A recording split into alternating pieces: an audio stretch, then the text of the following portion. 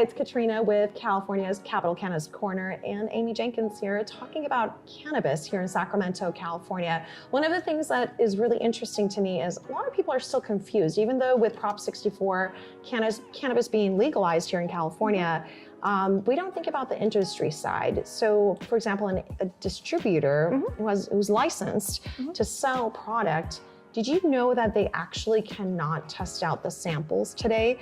That might change though, right, Amy? There's some news? Well, actually, that is true.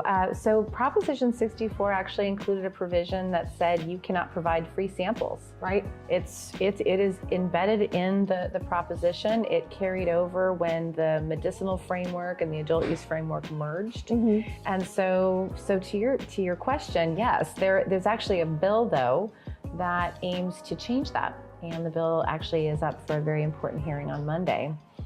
So what it specifically would do is it says that if you are a licensed cannabis operator, so whether you're a cultivator, manufacturer, distributor, as you noted, right, or a retailer, you can actually provide samples to your employees for purposes of research and development, education, and frankly, from a retail standpoint, I think you want your bud tenders to understand what the products do, what the effects are, what the benefits are as a consumer. So under current law, these retailers have to actually purchase the product and give it back to their employees, or if you are a cultivator, you have to purchase the product at retail, pay the taxes, to then sample the product. At least that is the legal framework. So this bill really provides, I think, clarity as it relates to samples, again, to really better inform employees and agents that are representing these licensed entities about what these products really do.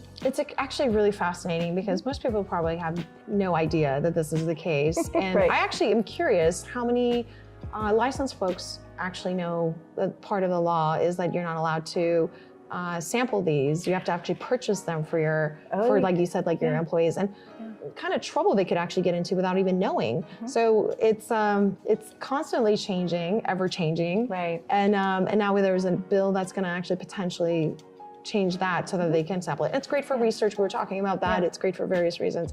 So as things are evolving minute by minute in this space, is this common thing, or is this just because it's cannabis and it's so new? What do you think? It's cannabis. It's because it's cannabis. I mean, we put a lot of safeguards in the legislative framework, and then that kind of carried over into the adult use framework that the voters approved in November of 2016. So yeah, I think this prohibition was largely the product of fear and concerns that the industry was going to be distributing a lot of free product. One thing I think that's really important for your audience to know is that this bill does not allow for the provision of free samples to actual consumers. I think we're not quite there yet, but what it does do is it'll allow staff to sample products so that they truly understand the effects of these products. How do you apply them?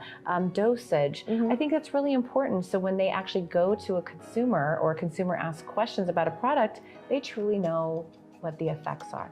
And to that point, I have spoken to folks about it, and we think about what to compare it to. Well, wine, for example, you go to a restaurant, they have experts who can speak to that specific product, and here we are, a new industry, and they weren't able to do it up to this point with this bill. So, well, they can do it, but the reality is that the operator has to actually purchase the product.